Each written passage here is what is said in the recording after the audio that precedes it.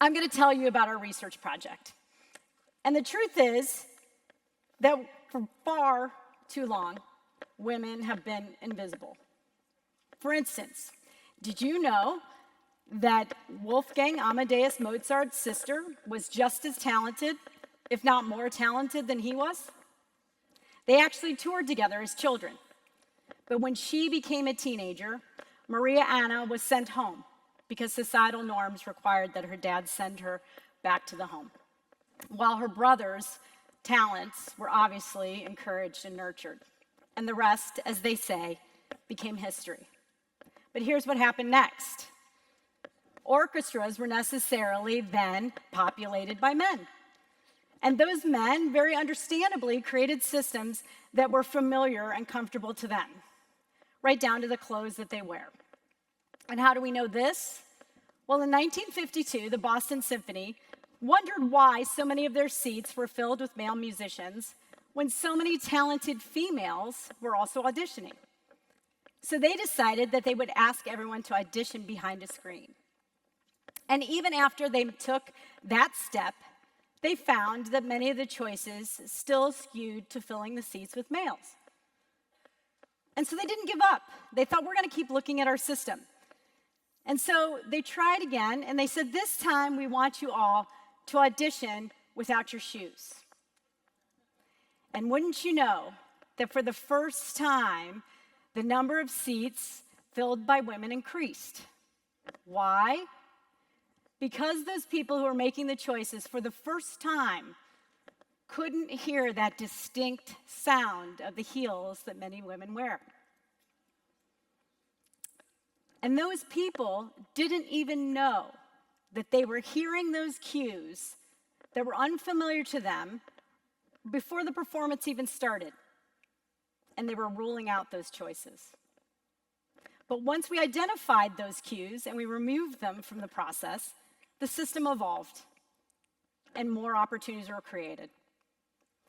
The Women's Fund does research for that exact same reason as the Boston Symphony. We know that women don't have enough opportunities, and thus we need to listen to women and believe women's experiences and study them so that we can help ourselves and help others think about how our systems can evolve. Just think about all of the women that you heard tonight talking about how their lived experiences are helping them to create a better world for everyone else. It's the same thing. So the Women's Fund just released its new report, Making Women Wealthy and Free.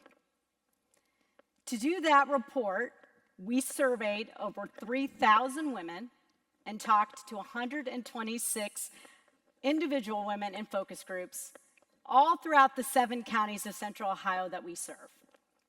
And we asked them to tell us their stories of wealth, what was a success, what was a frustration, what was a barrier, what was an accelerator. But most importantly, we asked them, how do you feel? What do you need? And when they told us, we believed them. And that may not sound all that groundbreaking, but the truth is, people very rarely ask women about their experiences or what they need, and certainly not what they want.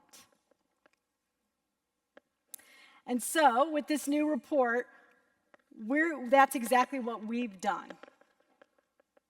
And we know that their stories matter, not just because they're inspiring or heartwarming, but because they help us to think about things differently so that we can create a new system.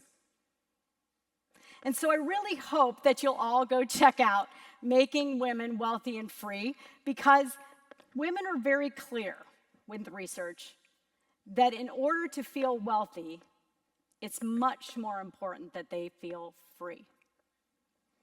They want to move from feelings of surviving to feelings of thriving. And we owe them that. They deserve it.